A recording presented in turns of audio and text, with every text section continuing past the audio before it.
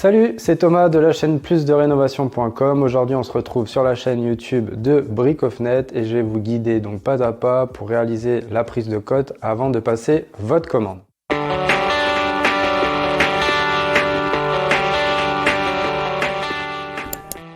Toujours chez Brickofnet, vous serez rappelé par un conseiller après avoir passé votre commande. Si des fois vous avez commis une erreur à ce moment-là, vous pourrez la modifier. Le conseiller vous posera des questions pour être sûr que vous avez bien pris les cotes correctement ainsi que sélectionner les bons accessoires. Alors, on va s'attaquer à la pose en feuillure. La pose en feuillure, qu'est-ce que c'est? Quand on vient déposer une ancienne fenêtre type bois par exemple, on va laisser apparaître un angle rentrant.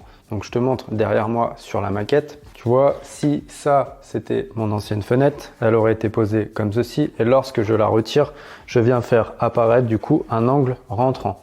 Donc là, la nouvelle fenêtre, comme tu peux voir sur ma maquette, viendrait se poser comme ceci. Voilà, elle bouge pas, c'est impeccable.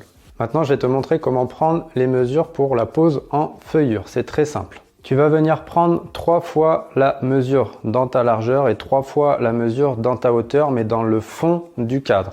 C'est-à-dire que là, par exemple, je viendrai m'appuyer, tu vois, au fond. Donc là, je viendrai faire une fois comme ça, une fois comme ça, pareil en haut et pareil sur la hauteur. Tu vois, bien prendre dans le fond, là où il y a bien l'angle rentrant.